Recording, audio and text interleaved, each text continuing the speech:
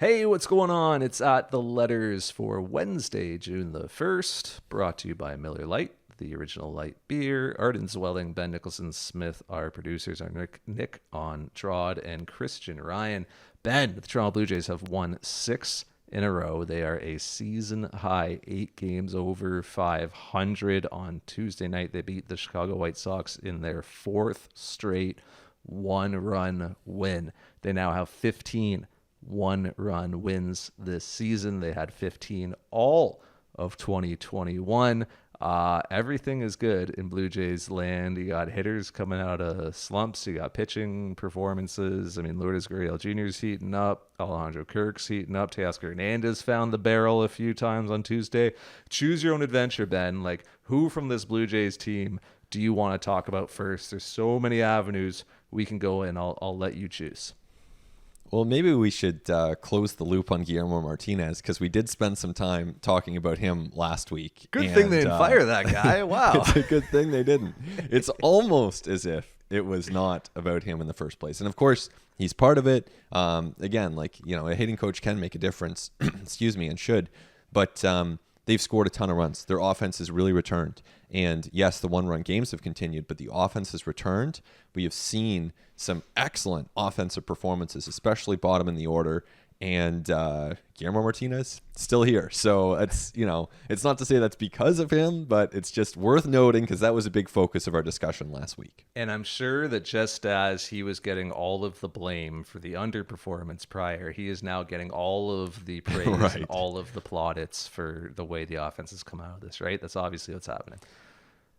Well, it's not how it works in baseball, is it? We are so quick to blame people for stuff when it doesn't go right. And, it's pretty rare to give them credit. I mean, this almost reminds me, too, of there was this one game. I know you were doing the TV games on the weekend, Arden, and you were dialed in pretty closely. But I want to say it was Friday. And literally every tactical decision that Charlie Montoya made worked out. Like every pinch hitter, every pinch runner, the bullpen. And I was sitting there thinking, this never happens. This is a manager's masterpiece. This is the best game. He should find a way to hang this up on his wall. It is the best game he will ever manage in his life, and no one's going to notice. Yeah, that was a 99th percentile manager's game. Each pinch hit decision was putting Joe Madden in tough spots as well. Yeah. And it was every move was perfectly countered. And then look, you can make the right counter and get the platoon advantage and get the matchup advantage, but the guy still hits a ground ball, right? But even the pinch hitters were coming up with walks and they got hits. Run scoring singles and you're right. Everything worked out. It's been an interesting kind of throughfare of this little run, is that the fortune has turned so much for the Blue Jays. They are running into now shoddy bullpens, and they're running into Ryan Tepera not at his best. They're running into the LA Angels booting the ball all over Juan the field. Lagares. Yeah, right. Twice in the last 4 or 5 games, the Blue Jays have been the benefactors of a timing play at home plate. Yeah. What? Danny Mendick makes this absolutely inexplicable decision on Tuesday to tag up from first on what should have been a sac fly to left. And it's not the first time in the last 5 days that the Blue Jays have had a timing play at the plate go their way. Oh. What are the odds of that? It's funny how the fortune has turned. Every time I see an opposing outfielder go into a dive, I'm like, he's just going to miss it. It's just going to short hop his glove yet again. And it feels like that's happened. How weird was that to see Mike Trout hovering over the ball in the outfield and then not picking it up? And then the same thing happened with the first White Sox game in center field where it's a missed dive and they end up scoring these runs. The breaks are going their way. It's not to say they're not playing well. They have had some really good relief performances. I mean, the relievers, Jimmy Garcia, Adam Simber, Jordan Romano, they have stepped up. The bullpen, the high end of the bullpen looks good. But Garcia's striking they're guys getting out some all breaks. of a sudden. What were you talking about a couple of weeks, right? How he wasn't striking anybody out. Now all of a sudden he's striking guys out again. It's just what they needed. And, they're pushing them really hard right now. And I still think they need help at the back of that bullpen, even after, the Baraki DFA. Bring up Trent Thornton. You still need some real help in that bullpen. But they're really getting some help from some pretty good teams. The Angels and White Sox could both be in the playoffs, but they're not perfect, and the Jays have taken advantage. Yeah, it's not like they're playing the Reds as they were prior, who were, one of the worst teams in baseball. It's not, they still haven't touched the Orioles, which is incredible. It's June 1st. Yeah. And they still haven't seen like the worst team in their division. Although like the Orioles are better this year, but the Blue Jays are still the better of those two teams. I know the Orioles are a bit more watchable, but like the Blue Jays should still beat up on them a bit. They haven't, they're about to touch Kansas City, but they haven't touched them yet. Like, yeah, it's good teams, right? The Blue Jays are doing this against. We have to talk about the catchers. So we'll let's go that way, right? Because we have to talk about Danny Jansen, Alejandro Kirk, a little bit about Gabrielle Moreno as well, who you wrote about today at Sportsnet.ca, because he does factor into this, even though he has never seen a major league field. Let me just give you this figure right now. In 2019, the Blue Jays got a 66 weighted runs created plus from their catchers. That was 24th in MLB. In 2020, it was a 65 weighted runs created plus, 24th in MLB. So essentially the same those 2 years. 2021 got a bit better, 90 weighted runs created plus, 12th in MLB. So far this season, in 2022, a 132 weighted runs created plus from the catching position. That includes Zach Collins. That includes Tyler Heineman. Second in MLB, the Blue Jays have had some of the best offensive production out of that spot this season. It's a remarkable turnaround from where this franchise was just a couple of years ago. Oh yeah, it is impressive. It really is. They have two very good major league catchers, and both of them are hitting, and both of them are playing defense. And that's, I mean, I've never seen that with the Toronto Blue Jays. I mean, I guess you could say, Russell Martin, shout out to Russell Martin, who retired this week. Him and Deanna Navarro. But I think I probably overrate Deanna Navarro in my own head. So, I think that, realistically. Your bias is noted. Yeah, exactly. Yeah. Yeah. So, I think this is, and Russ Martin obviously was a number one catcher. He was going to be the guy. Jansen and Kirk, like, if for whatever reason either one of those guys had to miss a couple weeks, I think at this point you'd actually be quite comfortable going to either of them in a full-time role. Like they're playing so well. And we did see that when Jansen was hurt. But the interesting thing is I do think it's best when they're both healthy and you're able to manage the playing time with both, because when Kirk has to catch 3-4 times a week, I do think that like it takes a little bit of a toll. And I do think that workload is like a lot for him. It would be a lot for anybody, man. Honestly, like the days of the guy who catches like true 9-inning catches like 5-6 times a week are kind of behind us. Like the position is so demanding. If you ask one athlete to do that 5-6 times a week, I think inevitably he's going to wear down and get hurt, and his offensive performance is going to suffer. So I think it's actually best when they're mixing and matching with the two. What's interesting is like only having the two of them on the roster right now, which means you are having lineups where they're both in the lineup, and you might be, if the guy who's behind the plate gets hurt, you might be like coughing up your DH to put the other guy behind the plate. You might have like, say, Jansen catching, Kirk DHing. Kirk comes up with like a single in the 7th in a tight game. You pinch run for him, and then Danny Jansen gets hurt in the 8th. And now all of a sudden Santiago Espinal's catching. Like you might be running into those scenarios. We've seen the Blue Jays carry 3 catchers in the past. They're carrying 2 now, and they're playing them both simultaneously. There is a little bit of risk to that, but I think that we're seeing right now that risk is often worth taking to get both these bats in the lineup. Yeah, exactly. I think, when Kirk, like let's say one of them is catching, one of them's DHing. That's fine, because you have the built-in contingency of, okay, you lose the DH. You can kind of work around that with maybe a pinch hitter, or, figure it out.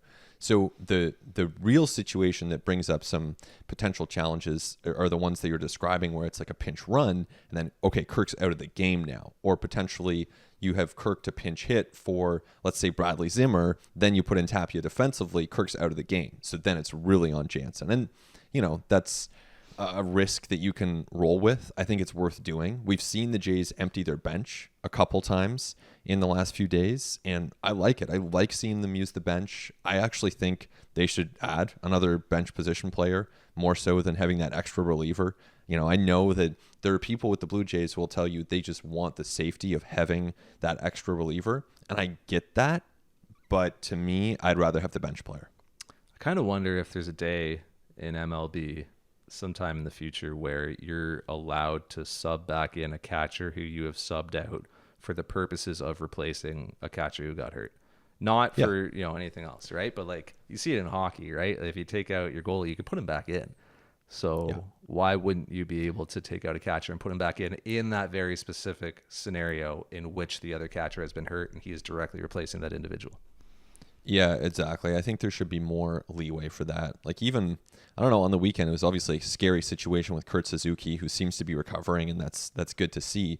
But he was, he could not have played at that game. And I thought for the Sunday game, the Angels should have been allowed to have some extra catcher, even if it's just that Suzuki's in some sort of concussion protocol and you have someone active beyond Stassi. Just to have a little bit of an extra layer. So I think just for player safety, I think that's a good call for the game. Yeah, it's just such a specific position. And it's such a specialized skill that no one's going to game that system either. And it's also a little bit of like a safety issue, right? Like I'm sure Santiago Espinal can do it, but like he might have balls bouncing in front of him, catching them flying all over the place, right? Like on a cross up, he wouldn't be as good as reacting as a natural catcher. Like it's one thing to be put in a spot where you're like, oh geez, like Bradley Zimmer's got to play first base, or like, oh, you know, we got to do an inning with Vlad in left or something, right? Like that's one thing. I feel like taking a guy who has never caught before and putting him behind the dish is kind of a especially like uniquely dangerous situation that MLB should have a trapdoor to get out of. They should. And look, I mean, we've seen the Jays for extended periods this year roster 3 catchers. So they're not opposed to that as a configuration, and that would give them that built-in insurance. Now, Zach Collins is just striking out too much, so I don't think that he's necessarily going to be in that mix. Gabrielle Moreno, I mean, we can get to him, but he's not front burner going to join this group. But certainly in the meantime, you've got 2 catchers in Jansen and Kirk who are just doing incredibly. And the one thing I want to highlight with Kirk is just the plate discipline, because not only is he hitting for some good power and great contact, hitting in the 280s, 290s all year, but man, he just does not strike out. The last time I checked, he was 17 walks and 12 strikeouts. That is incredible in today's game. June. With the kind of pitching you see. Yeah, in the month of June. It's not like early season noisiness, like some sort of weird small sample thing. But that's what carried him through that quote unquote slump earlier this year. Like he didn't have an extra base hit until like the first week of May or something like that, right? Like he just had no power in April. But his plate discipline and his contact ability carried him through April and made him still rosterable and allowed him to still like contribute and find ways to put up good plate appearances. Like how many 3-pitch strikeouts you seen from Alejandro Kirk ever, right? Like it just doesn't happen. The guy's contact ability is so elite and his heart rate is so low. Like for a 23-year-old, like it's probably the most impressive thing about him is that in 2-strike situations, in big spots, pinch hit spots, I think he's like 3 for 7 as a pinch hitter this year. Late game leverage spots, runners in scoring position, what have you. Like he's just the same guy. He has such mettle and composure. It doesn't speed up on him, and he's able to spoil good pitches and get his bat to balls all around the zone. The guy is hitting 277 of 2 strikes. The MLB average is 171. Kirk has the 5th best batting average 2 strikes in baseball. So it's great to see the power finally coming around. It was 3 balls in play over 100 miles per hour on Tuesday. 2 of them obviously left the yard, but he will slump just as all players will. His power will slump. We saw it in April. It's the contact rate that'll carry him through those things. And it's the discipline and the composure and the heart rate at the plate that'll allow him to still find ways to give you a good plate appearance and be productive even when he's not at his best. Yeah, and defensively too, he's improved, throwing out more runners. He's got 6 caught stealing so far this year. So, you're looking at a much more complete player. And I definitely agree with your earlier point too. Like both these guys can thrive defensively and probably offensively if they are in a role where it's, 4 times a week as opposed to 6 or 7, maybe 4 to 5 for Jansen, 4 to 5 for Kirk, something like that. You find the right balance point and mix in a DH day or 2. You mix in a pinch hit appearance or 2. But yeah, the Jays have to be so thrilled to have these guys not only now, but for the long term. So acknowledging that the Jays are not considering it at this time and are not about to do it, could you, as Ben Nicholson Smith, see a configuration and a way to have Gabrielle Moreno on this roster along with Kirk, along with Jansen, and see all three of them getting enough playing time and enough reps for it to make sense, both as like a win now exercise in the majors and also developmentally for a guy like Moreno? Yeah, there's a lot to balance there, and it's not the simplest fit. I think, for Moreno, he hit 380 in May, and his throwing has gotten way better. He threw out, I want to say, 8 base runners in May. He's thrown out 13. Oh, yeah. 26 guys have tried to steal this year. Half have been caught. His pop times are really elite, too. Oh, it's impressive. So, defensively, he's obviously got stuff to work on and stuff to learn in the majors, just like Jansen and Kirk did. So he's taking strides, though. He's making hard contact, not necessarily hitting a ton of power either at this point, but hitting 330 on the season, making consistently good line drive contact, and just getting on base. So that's a great combination. He's at the highest level of the minors. He's making that push. And in a different organization, we would be talking about Gabrielle Moreno as being potentially big league ready. Now, as you say, there's it's a bit of a challenge to find that ideal fit because, okay, he's right-handed, as most of the hitters on this team are, so you're not going to look at him as necessarily that complementary player who comes in, and pinch hits off a reliever or, starts a game and gets 2 ABs and then he's pulled. And plus, from a developmental standpoint, as you say, he would probably have to play in at least half the Jays games to warrant a roster spot. So, barring injury, I think it's tricky unless you devote catcher and DH to those 3 players. And if you do that, then obviously you can play each of them 2/3 of the time, which, you could do.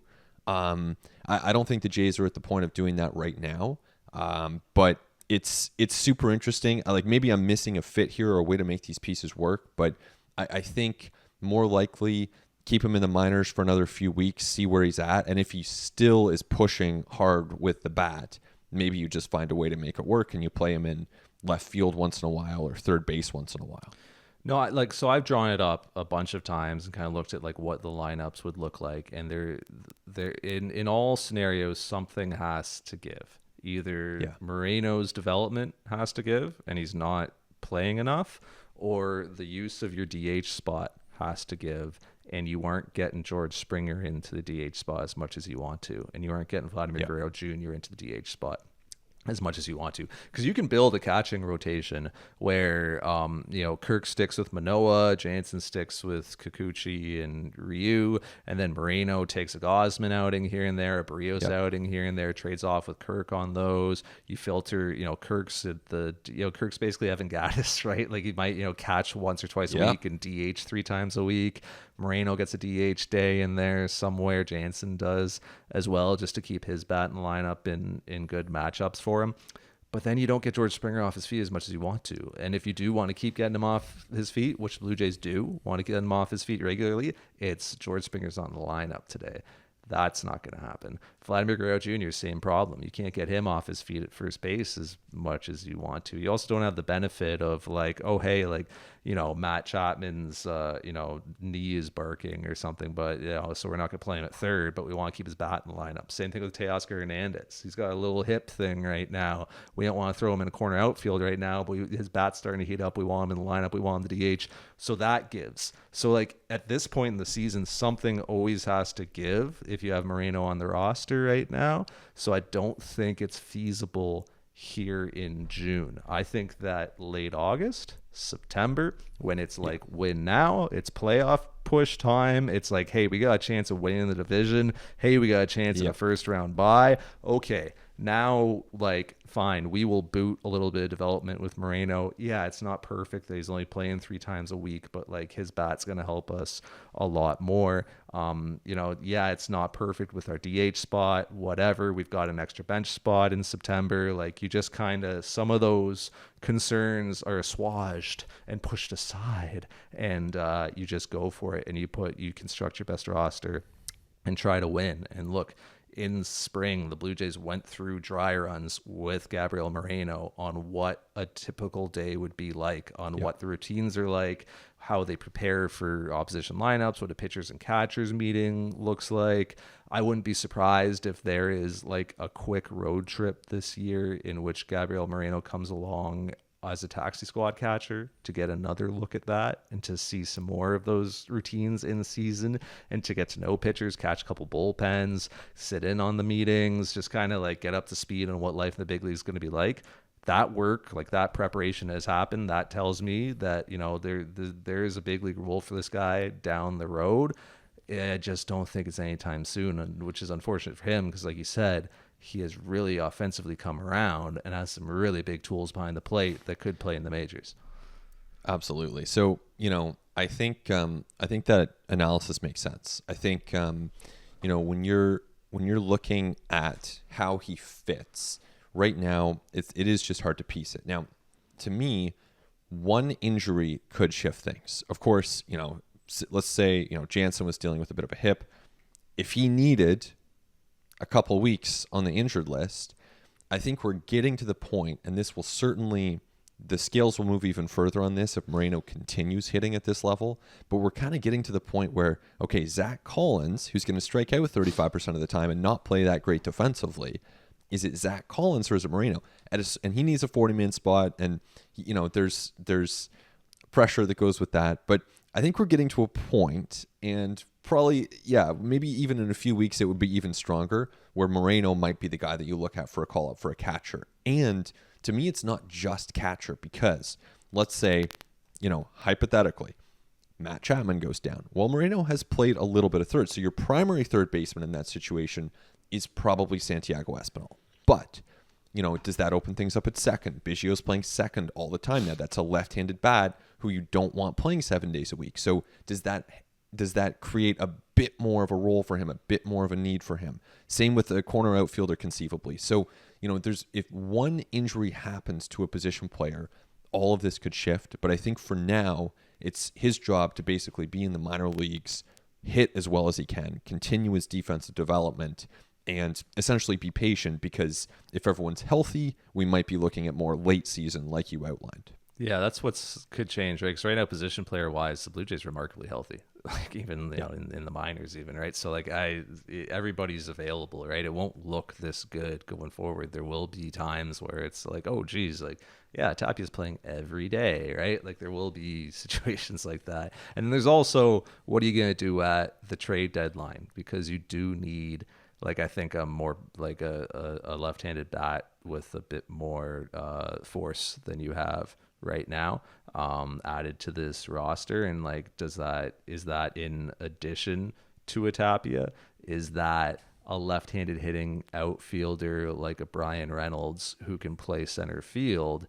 Maybe you condense the Tapia Zimmer roster spots into one guy in like a Reynolds, right? Or like you know, when Tyler Naquin came through with the Reds, I was kind of looking at his season. I was like, yeah, he's doing okay. Like he's, you know, and if you found like a left-handed hitting outfielder who can play center field, I think you could have just the one in place of both of Tapia and Zimmer, and now all of a sudden you've opened up another bench spot. Now all of a sudden you can more easily, I guess, fit in a Moreno. Now it almost works a bit better than maybe it does just as things are constructed today. Yeah, exactly. And we will see moves. And I do think that, you know, the Jays have to be in that market. That I think there should be some inventory for like decent lefty bats, like outfield bats, whether it's an Adam Frazier, Ian Happ probably gets traded, Benintendi probably gets traded, Cole Calhoun, Shy's guy, probably gets traded. So, you know, there's some different ways that you could do this. But yeah, I think that the idea of condensing that, and because I don't think you just add outfielders to this mix. There might be someone coming off the roster if the Jays are adding an outfielder to that mix. Exactly. And the other guy, and I think he just went on the IL, but like Ben Gamel was off to a decent little start. Like he's played some center. Very much so. And you may not have as much faith in him continuing what he's done, but like that's another name that I would be probably looking at. And then, yeah, you mentioned, I mean, Benintendi is the name that like you're just going to hear nonstop between now until when he's traded. And that's going to be this year's guy that we're just talking about on and on and on. Let's step away. But when we come back, we should touch some more on the bullpen, which we started talking about there. We got to do keeping it light. I want to talk about Teoscar Hernandez. There's a bunch of stuff we got to wrap up when we continue on At The Letters. It continues on At The Letters. Arden, Zwelling, Ben Nicholson, Smith, Christian, Ryan, and Nick Andrade are our producers. And it's time now for Keeping It Light, brought to you by Miller Lite, the original light beer. Ben, a lot of like 2015 and 2016 Blue Jays just kind of popping up in kind of the baseball universe yesterday, or Blue Jays universe in a way, I guess. Aaron Sanchez was designated for assignment recently. Kevin Pillar is back in the majors with the Dodgers. Russell Martin retired. J Happ retired.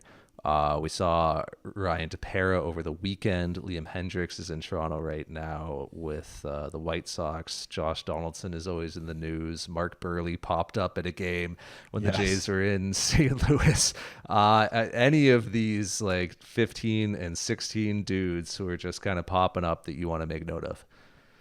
Yeah, it was kind of remarkable seeing Mark Burley in St. Louis, just in the stands, having a good time. Looked like he might have been enjoying a beverage or two, as he should in his retirement. That's one of those many names from 15, and like you say, there have been so many of them. But the one that stands out to me is Russ Martin, and not only his prime, because his prime speaks for itself. He had such a good career, and he was so integral to the 15-16 teams. But, also just that 2018 season stands out to me, where he almost became like a super utility player, and he was playing third base somewhat regularly. He played shortstop. He played left field. He managed the team for a game. So, that's super utility to a new level. And I think, it speaks to his athleticism. You don't do that unless you're a really good athlete, which he was and is. And, he brought a lot of defensive ability, certainly an intensity to the game as well. But just like the pure athleticism that Russ Martin had, certainly worth appreciating now that he's heading into retirement. Yeah, it got a little weird down the stretch there at the end of his contract. And the Blue Jays weren't going anywhere, and he was still around. And I feel like that September of 2018, I'm pretty sure he managed more games than he played. I think so. Which is something for one of the team's catchers, guy who's taking a roster spot.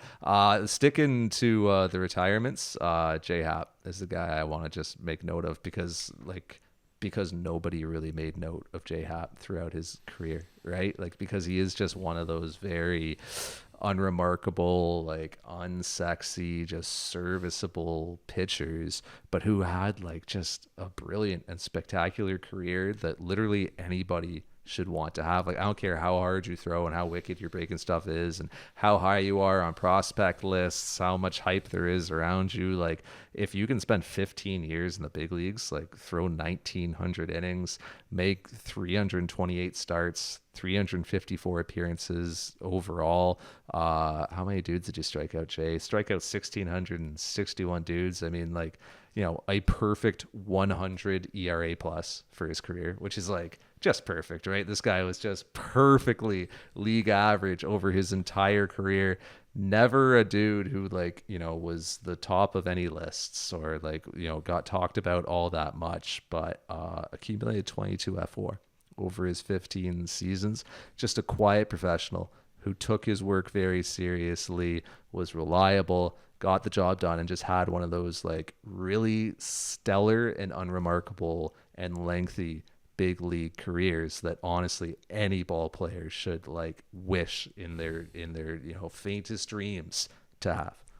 Yeah, absolutely. Congrats to Jay on a great career as well. Certainly someone who had a high peak too, right? That season in Toronto in 16 when he won 20 games, and then even continuing that with the Yankees, 16, 17, 18 for J Happ. He was really good. And to your point, like you look at the pitchers who next month will be drafted in the first round, and like most of them will not have the career that J Happ had, like by a long stretch. Like if you're the Jays, and you're drafting whatever it is, 21st overall, if you get someone who has J Happ's career with that pick, you've done well. Like that's a really nice job by the Jays if they can do that, because it's like you say, it's just hard to find pitchers who get major league hitters out consistently for that long. Yeah. Throwing like nothing but fastballs and completely unremarkable like fastballs too, right? Like low 90s fastballs. And Hap was just like, this one's flat and like this one sinks, this one cuts, and I'm just going to attack you with, with all these heaters and generate weak contact and stick around in the big leagues for a whole long time and make myself a whole bunch of money, be Yep. durable. Yeah, kudos to him. What a great career. I love careers like that. Sticking with starting pitching, where are you at on Jose Barrios? Like, where is the level of concern right now with what we are seeing from the Blue Jays opening day starter? Moderate to a bit more than moderate. I mean, yeah. I to me, it's like it could be more. If he wasn't Jose Barrios, it would be more. But he's 28 years old. His velo's there. He's got a great track record. He's a great athlete. By all accounts, he works really hard. I mean, those things matter. Now, so does the fact that his strikeout rate has dropped from 26% of batters he faces to 16. Like, that's a big drop off, a 10 percentage point drop off. That's not good. Striking out hitters is the most important thing you can do as a pitcher. If you're doing that more, that's amazing. If you're doing it less, it's concerning. So to me, yeah, that short answer, moderate. I mean, where do you sit on that? Yeah, no, I'm concerned, right? And I feel like we're usually the guys who are like level-headed and just Yeah. telling people not to concern, right? We're telling people not to freak out about things. And I'm concerned about this because it's not just a results issue. Like, it's a process issue as well. Like, it'd be great if we could explain it away as like, oh, you got jobbed by this umpire, or like, oh, bad ball luck. Yeah, right? Like, but you can't really explain away what you're seeing on his Baseball Savant page right now. No. It's a lot of blue. You don't want blue, you want red. And a lot of dials that are on the wrong side of the percentile rankings. And we're 10 starts in. It's just not a small sample anymore. It's not noisiness. It's stuff that like we know to sort of become like metrics we know to become reliable at this point. So like we know that's what he's been. It doesn't mean that's what he's going to be going forward, but we know this is what he's been. And then also, by the way, the velo against the Angels when like he's down a mile and a half, 2 miles per hour on all of his pitches, but his fastball in particular, and his fastball's in the low 90s. And the curveball isn't missing off the plate, it's missing over the plate. That's a problem. When the fastball is as elevated in the zone as it has been, that's a problem. That's why it's getting crushed. That's why his fastball has been like giving up all kinds of hard contact this year because it is not behaving in the zone the way he needs it to in order to miss bats and minimize hard contact. And that is why he has given up as much hard contact as anybody in baseball. So like, yeah, if it was purely a results thing and not a process thing, I'd be like, yeah, give it time. But it's a process thing and it's a stuff issue. His stuff is not performing as well on the plate as it has in the past. Hitters are not fooled. So there is something like there's a riddle here that the Blue Jays need to answer with Jose Barrios. Without a doubt. I mean, there's no question. And like you say, the velo was down against the Angels. The previous two starts, one against the Cardinals, one against the Mariners, he'd been pretty good, gone into the seventh inning both times. So maybe he was trending better. Clearly, they're seeking some solutions for him against lefties. The command hasn't been good. The hard contact has been alarming. I don't know, man. Like pitchers sometimes go through dead arm periods. He's, we're not talking about a small sample is the other thing either. So, this is a third of the season. So I don't know, but and because the rest of the Blue Jays rotation has been so good, it's not necessarily like crisis mode. And you have to believe that they're actively seeking solutions on this, but I don't know. I honestly, it's like when he faces the Twins this weekend, for instance, it's hard to have a huge amount of confidence that he's going to just be Jose Barrios again. Like he's working through some stuff right now. Yeah, and we don't know, right? Like, 'cause we don't feel what he's feeling on the mound. It would be a surprise to me if this wasn't physical, right? Like it almost screams that it's something physical. He's pitching through something. And look, like the greatest like benefit of Jose Barrios is that he's been like incredibly durable and incredibly consistent and hasn't missed a start in like 5 friggin' seasons, right? Has been just like a workhorse But there's like another way to look at that, and there's another way to read that of like, oh, this guy has a lot of miles on him, and this guy has logged some very heavy workloads for Minnesota, and like maybe that was going to catch up to him at some point. So like you can kind of start with shortening the outings. You can start with getting him like an extra day in between outings. I wonder if there isn't like a quick little trip to the IL just to kind of get over any kind of lingering soreness, lingering physical issues that are going on here. The thing I know about Jose Barrios is that he would never tell us about it. Like he would never say anything about it. He would never complain about it. You hope that he's being honest with the Blue Jays training staff about anything that might be going on. But like we've seen the Blue Jays do that with Hyun-Jin Ryu. Ross Stripling is ready to step into this rotation. You can play around with off days and stuff. You can get creative with your rotation. If this continues, like if he is the same guy next time out that he was last time out against the Angels, I think that's something the Blue Jays have to very seriously consider, is just putting him on the IL for a little bit to let him just like get past anything that's going on. Yeah, agreed. I mean, it's just even just a little breather preemptively. You've got Stripling. He can take on those innings. Ryu making his way back. He's gotten better. He's still not ace Hyun-Jin Ryu. Maybe he won't ever be, but he's been solid. And seems to be, we're recording this as he's about to start, so we'll soon learn a lot more, and probably not the best time to get too much into him, just giving the timing of our recording. But, you've got 4 other starters who are holding their own or better or much better. So, that leaves things open. It's not like the rest of the rotation is totally depleted and you can't even conceive of doing without Jose Barrios. You got to get him right. So whatever that looks like, whether it's mechanical, whether it's a breather, this is okay because he's here for another 6 years times 20 million a pop. This is a long-term thing. You don't want to be cavalier. Of course, this season is extremely important, but he is one of the long-term core members of this team. You got to get him right. I mean, it's not great at this point.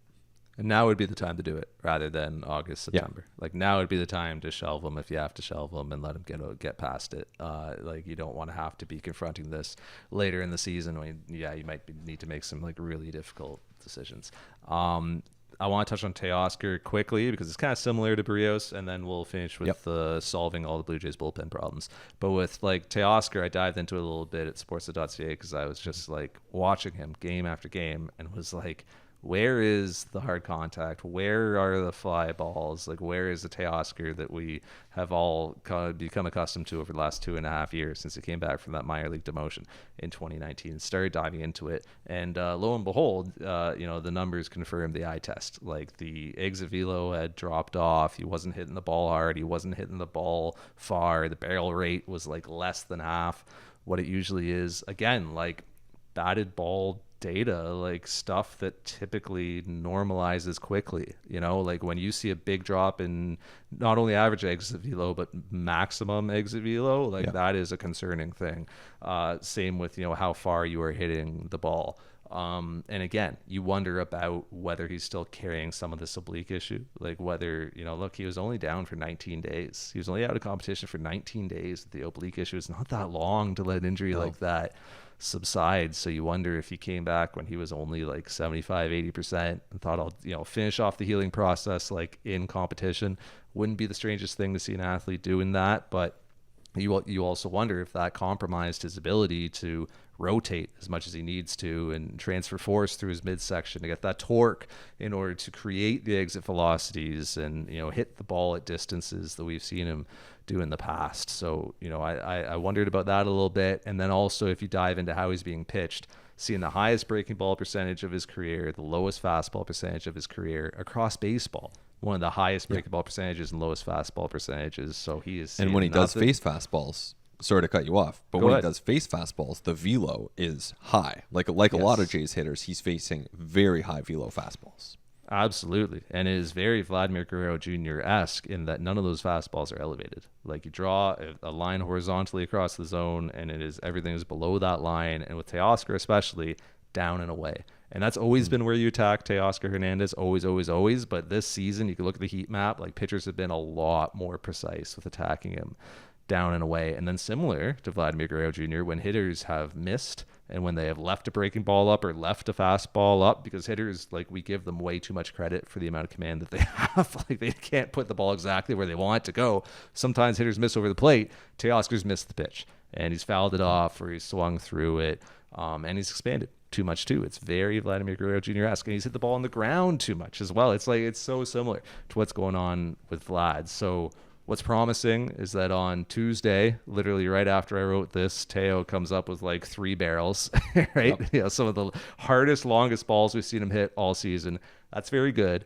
The pessimist might say, well, aren't those pitches he would have like hit into the second deck last year? Why is he only hitting them for doubles this year? You could look at it that way, but just seeing him generate more power at the plate and hit the ball further is a very good sign. And you saw the Blue Jays start him like only twice in the last week. So you wonder if they were giving him just a little bit of time to let something subside, let something physical, like let him get past that. So, you know, get any kind of lingering impact from that oblique strain. And the Blue Jays talked about a minor hip issue with him, hip not too far from the oblique. It's all in the midsection. It's all connected. So it's good to see him coming around. And the hope now is that he can build on this. Yeah, the contact was really good on Tuesday. And like you said, my eyebrows went up. We were texting with Shy as well. You know, he was out of the lineup on Sunday. It's kind of like, because he had an off day Wednesday, out of the lineup Thursday, out of the lineup Sunday, off day Monday. So, you know, that we'll find out, you know, probably after the season, they'll be more honest with us or fully honest with us. But that's usually a sign that someone's physically dealing with a thing or two. And so clearly that's part of this equation here, but they need him. They need him. And the lineup just looks so much better when he is able to make that contact. He's so important to this lineup, especially because, you know, this is probably a topic for next week, but like Vladdy's not hitting his best either. And I know like he hit a homer off Shohei Ohtani. He's still Vlad Jr., but he's not locked in. He's not locked in. He's not at his best. And so it really helps when you have some of these other players contributing. And thankfully for the Jays, with the likes of Lourdes Gurriel Jr., Biggio, of course, the catchers like we talked about, Tapia even has stepped up a little bit more, Biggio. So you start to see a bit more depth to the entire group, but Teoscar is central to everything that they do offensively. Let's fix the Blue Jays bullpen. It is overworked. It is over leveraged. The Blue Jays bullpen has faced as much leverage as any bullpen in the majors. Look at the Fangraphs leverage index. There are like 5 Blue Jays relievers in the top 100. I don't need to tell you who they are. We're seeing spots now where Julian Merryweather's being forced into leverage, even though he's like hasn't been the most trustworthy dude of late. Like Charlie Montoyo just doesn't have any other options. His only lefty in there right now is Andrew Vasquez. Like Ross Stripling is coming in to record saves. Like Charlie Montoyo's walked a tightrope with his bullpen lately, just because the Blue Jays are constantly in leverage and constantly in one-run games. Is what's happening now sustainable? Like, can they continue this, or is there disaster coming with this group that is being asked to do so much heavy lifting? It's not sustainable. In no way is this sustainable. It's just, I mean, they're getting the wins, so that's good. They haven't lost since we recorded last. It's not even close to sustainable. Like it is. It's the furthest thing from sustainable. Like last night, even David Phelps is down. Ross Stripling is down. Okay, let's go to Julian Merryweather. Let's just hope that works out. Okay, he's getting into trouble. Trent Thornton, you're up. Like, let's go. You're just called up from AAA. Like, okay, how are we going to close it out? Jordan Romano, 4th time in 6 days. Like, it works. It's not sustainable. Richards has been used too much. Simber, Jimmy Garcia, who, by the way, pitches better when he has some more rest. When he has 2+ days of rest, the numbers are way better. So it's good to see, by the way, as you mentioned before, Jimmy Garcia getting some strikeouts, 95 up in the zone. That's great. He's looked the best I've seen him in the last week. But you can't go to him every game. And Charlie knows this, and Pete Walker knows this, and this is why we're seeing Julian Merryweather in leverage. And so that's not on the coaching staff. That's not on Charlie. They're working with what they have, and they're getting results with it. To me, though, and we've said this before, we'll continue to say it probably for another 2 months, they need more relievers. And I don't think Nate Pearson is just the panacea. basically you're going to have to trade for some guys. And, Adrian Hernandez, you've talked about, hey, maybe that's a look. Maybe it's Matt Gage. Maybe you make some call-ups in the meantime and see what happens there, because to me, Julian Merriweather, does he have an option left? I think he does. He's already been optioned this year. It was telling and damning that Ryan Borucki was DFA'd recently when Julian Merriweather got to keep his roster spot, when Julian Merriweather still had an option, and Ryan Borucki would have to be exposed to waivers.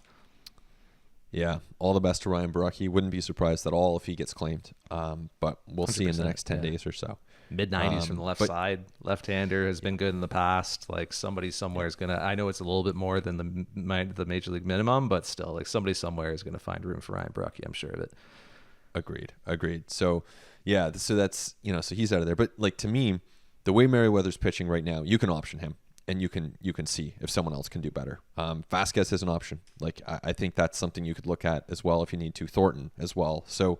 because the core 5 or 6 relievers, they've been really good. They've mostly been really good, but they've been worked so hard.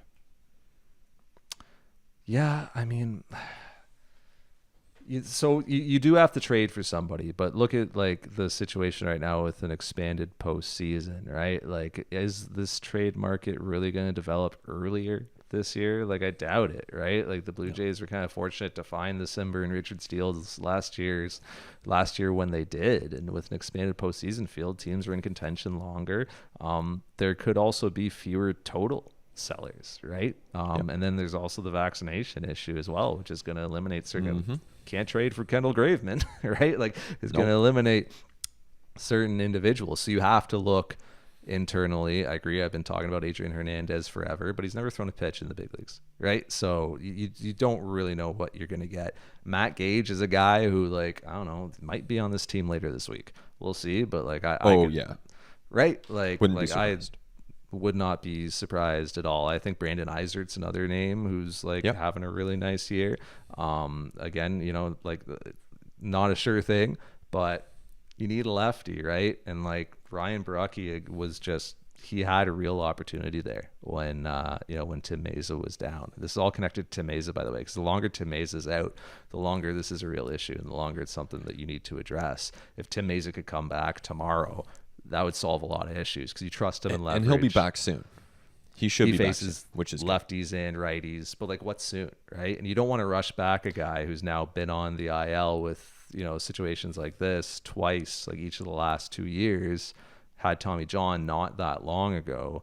You don't want to put too much on him, especially coming off the IL as well, right? At least you're going to be going back to backs right off the IL. Like, I kind of doubt it. Yeah. So, but he could be back this weekend at some point. Yeah. That would be a big help for this bullpen in a really big way, because you even see Jordan Romano coming out on a third day in a row and the velocity isn't there, and he needs to get pulled from a save opportunity. You saw him come out on Tuesday just not throwing his fastball, and like the two that he threw were like 96, 97. But I mean, he was like 11 sliders and 2 fastballs, which is just so head scratching to me when you see things like that from a guy who has the fastball that he has. Like, I don't know, maybe there was another reason for it, but it was peculiar to me that he wasn't throwing like his fastball at all. The fastballs were elevated, the 2 that he threw, so maybe he just wasn't that confident locating it. Either way, man, like, back to Borucki just for a second, like, it's so funny to think, like, what, it's not funny at all actually, but like, just think back to 2018 when he came up from the minors as a starter and was like a sinker changeup guy, worked quickly on the mound, was aggressive, threw nothing but strikes, looked like, wow, here is a sweet like rotation piece going forward. Like, no, he's not going to strike out the world, doesn't get a ton of whiffs, but like soft contact, can survive in the big leagues, some velo, like change up plays. Like, this is a 4 or 5 starter for a long time in the majors, and then injuries struck, and somewhere throughout the injuries in 19, 20, 21, he became what we saw in 2022, where he was fastball slider, but almost all slider, changeup gone, couldn't find the zone, couldn't throw strikes, Didn't have great body language on the mound. Wasn't working quickly. A lot of time in between pitches. Like, he really lost himself somewhere over, the course of time there. And it sucks because he was the longest tenured guy in the organization. And there are people in the organization who have worked like a long time with him. Him and John Schneider go way back to like deep Blue Jays minors, right? Like, these guys have known each other for a long time. He's known Danny Jansen for a long time. 2012 draft Ryan Barucki. A ton of resources and development and time and work and effort and rehab poured into him. A ton of work on his part. Every time I talked to that guy in the Blue Jays clubhouse, he was going somewhere to work. Like, he was going somewhere with bands, with weighted balls. He was sweating. Like, he was coming from work and going somewhere to work. Like, can't question the character and the ethic. And just like the professional that he was just like so messed up on the mound, the guy that we were seeing this year. Like, it was hard to watch and think back to who he was in 2018. Like, things just really went off the rails there. Just last couple years looked like he could be a real piece in this Blue Jays bullpen.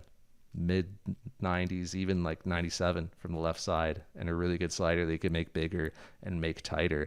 But I think it really said something that the Blue Jays DFA'd him when they had other options to move out from the bullpen, other options that similarly were not performing particularly well. Yeah, for sure. And I think I wouldn't be surprised if someone picks him up and almost tries to flip him at the deadline. Like, he does have the stuff. It's really, he just wasn't finding the strike zone nearly enough. He wasn't attacking with the slider. He couldn't find the zone with the slider. And then you end up behind in counts and in trouble. But yeah, I think it is telling that they ended up DFAing him. And, in the end, you have other options that they felt better about, that they would rather go to in a high leverage spot. And that's what it comes down to, or even a low leverage spot, because he had probably pitched his way out of high leverage. So, it comes down to, who do you trust in these situations? And they clearly have a group of about 5 guys that they do trust. And if Merriweather, for instance, could kind of step up and join that group, that would be big. Or if one of these guys that they, I think we'll see, whether it is a Gage or Hernandez, there's going to be chances before the market fully develops for some of these guys to get called up, whether it's because of injury, just roster churn. There will be opportunity. So maybe in that period of time, they show something. Then again, Hernandez isn't an overpowering guy, and changeup is the primary off-speed pitch. And all right, like, we'll see how that plays against major leaguers. Hopefully for the Jays, it works out great. But yeah, they probably have to patch things together with what they have internally for the next while. Yeah, and it showed urgency as well. I thought DFAing Ryan Barucki really, it showed like, no, we need to solve this, right? And so you're going to try to have urgency on the trade market, and I don't know if those deals are going to be there for you at this time of year or as early as they were last year for all the reasons I said prior. You're going to show urgency internally, certainly. Like, I don't know, like, real urgency would have been like Matt Gage is on this team like 2 weeks ago, or Adrian Hernandez is on this team like in LA or something, right? But yeah, maybe you see a guy like that, or an Eisert soon. I mean, maybe like real urgency is like Yosfer Zulueta is riding like a rocket ship to the majors. Started in Dunedin this year. He's in Vancouver right now. He's striking everybody out. He's working as a starter. It's high 90s fastball. It's a big breaking ball. He's an older guy. He's like 24, signed out of Cuba. He missed 2 entire years, one with Tommy John. Came back from Tommy John. The first batter he faced back from Tommy John, he blew out his knee. Then missed an entire year with the knee thing last year. And now he's back on a mound. And like, I mean, high 90s of the big breaking ball would look pretty good out of this bullpen. Starting right now, but maybe that's a guy who, again, just like rockets up to the majors for all those reasons. Rule 5 eligible. Somebody's going to take his arm in the draft. Maybe he ends up in a major league bullpen. Like, maybe you end up like rushing some guys. Like, that's more primo high octane stuff than you're going to get from like Jeremy Beasley or Jake Elliott, right? So maybe it gets to that at a certain point if you're frustrated on the trade market. And I think the moral of this story is you cannot work Romano, Simber, Garcia, Richards. Like, you cannot work them as much as you are right now. You cannot leverage them as much as you are right now, because they need to hold up through August, September, and you hope into October. And it's only June, and we're looking at this group and being like, man, this is unsustainable. Absolutely. And look, I mean, when I say unsustainable and has to change, that's not me saying that they shouldn't have gone to those guys to win those games, because I get it. When they called on Jordan Romano in the third game, you just hope he can get through it in 10 pitches, and you kind of rest him for a few and you hope it works out. So I don't think that was a bad call to do it. I just think now that you've gotten to this point, you have to change. You have to adjust. David Phelps is coming off of a major and uncommon lat surgery, right? Yeah. Like very few big league pitchers have been through. He is, towards the end of his career. You are asking a lot of him, right? In certain situations. So you just can't put that much on some of these individuals. Coming into the year, I thought Nate Pearson, best thing is develop as a starter, start some games, keep it going. Now I'm like, hey, maybe he can just be Spencer Strider, right? Exactly. That would be a great result for the Jays. And I understand he's going to have to earn his way back onto this roster. I think it might be a need thing before it's an earn thing with him. We'll see how things do. If they're going to play 1-run games every night, I feel like that's where things are going to go. But yeah, just be Spencer Strider. Just enter middle innings, take one trip through 30, 50 pitches. If it's going well, keep rolling. If it's not, get you out of there. But that's the type of stuff, swing and miss stuff. When Nate Pearson's in attack mode and he's throwing strikes, high velo fastball, wipeout slider, that's what this bullpen needs.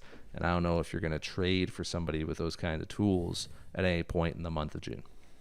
Yeah, the message clearly from the Jays is Pearson has to earn it. He's now slated to join the Bisons at AAA for a rehab assignment there. So we'll see. We'll see if he can get to that point where he's throwing upper 90s and, most importantly, throwing strikes. Just challenge hitters in the zone. That's the one thing that when I'm watching Phelps and Stripling and guys who their stuff isn't overwhelming, I think they would say that. But they attack hitters. They're in the zone. They throw strikes over and over, breaking balls, fastballs.